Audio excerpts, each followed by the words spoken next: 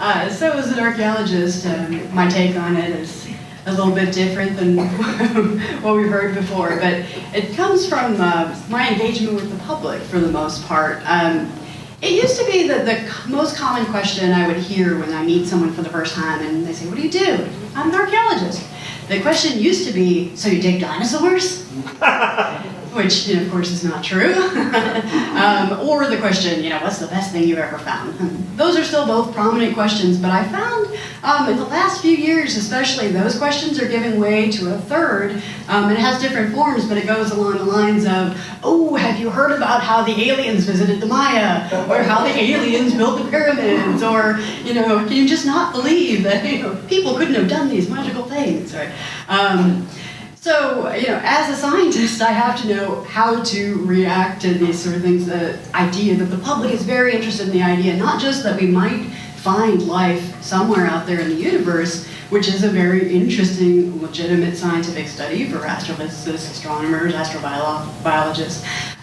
But the idea that a lot of the public is really intrigued by the idea maybe we've been visited by extraterrestrials already.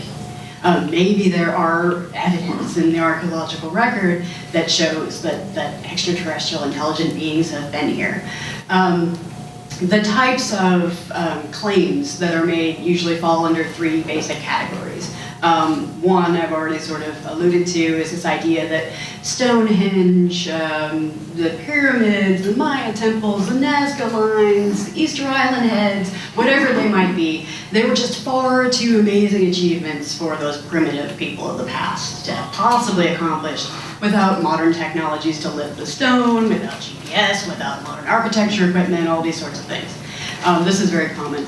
Another sort of evidence that people give when they're trying to convince me that archaeology is all about aliens, and people do try to convince me, is artistic representations from the ancient world. They look at bas-reliefs and sculptures and things, and they see right there, that's a rocket ship.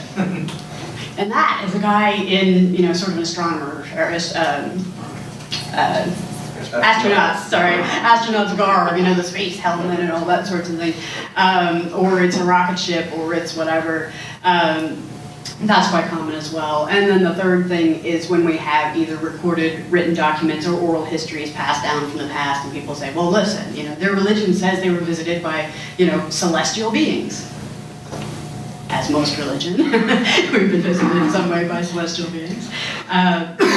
So these are the types of things I commonly hear. And I just briefly say a few things that archaeologists have to say about that, and you can ask more questions about later if you're interested. The most important one, of course, is that, well, people 2, 3, 10,000 years ago, they basically were the same biological beings as you or I, and had the same intellectual capacities. So it's really not that out of this world that people could have created these monuments. And archaeologically speaking from our clear archaeological record, the material evidence shows us that, in fact, these amazing monuments, and they are amazing, didn't just show up, poof, out of nowhere. There are clear antecedents in the archaeological record. If you actually look at archaeology, not just picking out piecemeal a few amazing monuments, you see that people, by trial and error for the most part, gradually learned how to build bigger monuments, how to do things better, how to expand their capabilities. Even though we may not know exactly how the pyramids were built, there were a number of very good theories, and experimental archaeology has been able to show there are a number of ways that people could have moved rocks that big. So there are clear scientific evidences that aren't often taken into account. It's looking at the context. That's the biggest thing that we would ask. But I'll leave it at that for now, and if you have more questions, we can talk about that later.